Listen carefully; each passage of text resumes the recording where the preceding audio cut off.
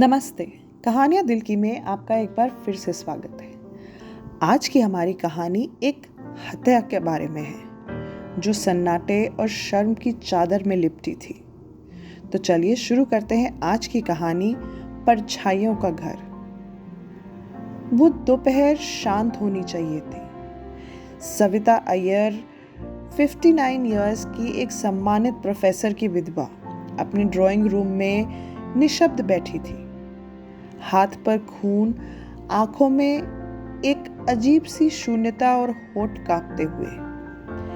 रसोई में उनका बेटा आदित्य, जो कि 32 साल का था, जमीन पर पड़ा हुआ था। सीने से खून बहता हुआ, चाकू अभी भी शरीर में घुसा हुआ। उसका फोन लगातार बज रहा था, पर आदित्य नहीं उठा और सविता भी नहीं हिली। घर की नौकरानी मीना ने उन्हें इस हालत में पाकर घबराकर पुलिस को फोन किया। सविता बस एक ही वाक्य दोहरा रही थी, नहीं, इस घर में नहीं, इस छत के नीचे नहीं। जब पुलिस वहां पहुंची तो उन्होंने देखा कि कोई संघर्ष के निशान नहीं थे, ना कोई जबरन घुसपैठ के। आदित्य के सीने में एक सीधा वार था। जब बॉडी पोस्टमार्टम के लिए भेजी गई तो रिपोर्ट में था कि करीबी से मारा गया और किसी भरोसे वाले के हाथ से। सविता ने कुछ नहीं कहा, न इनकार किया, बस खून की लकीर को देखती रही और बुदबुदाई, मुझे रोकना ही था। जांच अधिकारी राघव मलिक, जिनकी उम्र 45 थी, वो शांत स्वभाव के अनुभवी इंस्पेक्टर थे। उसी शाम उसने पूछताछ करनी शुरू कर दी। सविता अभी भी एकदम बुत बन के बैठी हुई थी, कुछ ज्यादा ही स्थिर थी वो। राघव ने पूछा, मैम, ये जो घाव लगा है वो काफी सटीक है, कोई आत्मरक्षा के भी निशान नहीं है, कोई डर भी नहीं है। सविता ने सिर्फ धीरे से सिर हिला दिया। मैंने दोपहर का खाना बनाया था। वो मुस्कुरा रहा था, जैसे कुछ हुआ ही नहीं। इंस्पेक्टर राघव ने पूछा, आप बताना चाहेंगी उससे पहले क्या हुआ था? इंस्पेक्टर को कोई जवाब नहीं मिला, बस दीवार पर रखे एक पुराने परिवार की फोटो को देख रही थी।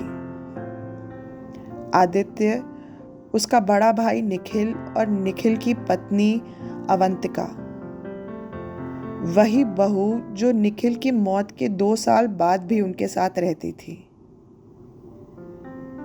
3 दिन बाद राघव फिर से आया, इस बार टॉक्सिकोलॉजी की रिपोर्ट और कॉल लॉग्स के साथ।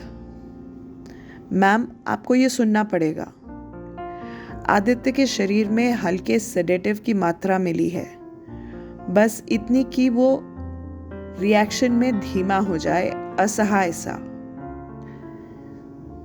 3 दिन में सविता ने पहली बार आंखें झपकाई,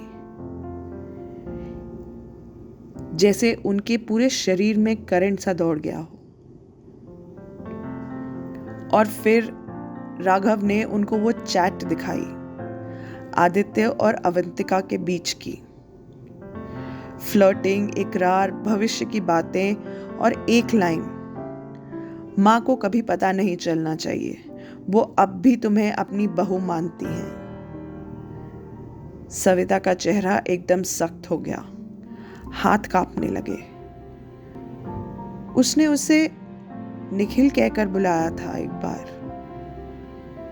सविता बुदबुदाई, वो उसके पति का नाम था। उसकी आवाज ही बदल गई थी, जैसे उसे अब आदित्य में निखिल दिखने लगा हो। और फिर इंस्पेक्टर राघव ने पूछा। सविता की नजरें नीचे झुक गई। मुझे नहीं पता, शायद कुछ टूट गया बस। अब सिर्फ लाल रंग याद है और सन्नाटा, बस अब यही बचा है। जैसे ही राघव उठने को हुआ, उसने हल्की सी सिसक सुनी। सविता अब बुरी तरह से कांप रही थी। जो भावना पिछले 3 दिन से उन्होंने दबाई हुई थी, वो अब फूटकर बाहर निकल रही थी। उनकी छाती जोरों से हिल रही थी और आंखों से आंसू बह रहे थे, और वो फिर पूरी तरह से टूटकर सिसक कर रोने लगी। वो रोई जैसे ही उसने अपने बेटे को मारने की सच्चाई का सामना किया। मुझे नहीं पता था मुझ में इतनी नफरत हो सकती है, वो बोली। अब तो कुछ भी नहीं बचा ना, न वो न मैं। उस दिन सविता को गिरफ्तार नहीं किया गया। मानसिक मूल्यांकन के लिए उन्हें ले जाया गया। उसके हाथ अभी भी कांप रहे थे, जैसे अब भी चाकू थामा हो।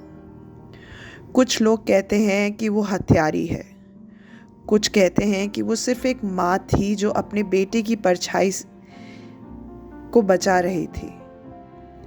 पर सच्चाई यही थी कि उसने उसे इसलिए नहीं मारा कि वो किसी से प्यार करता था।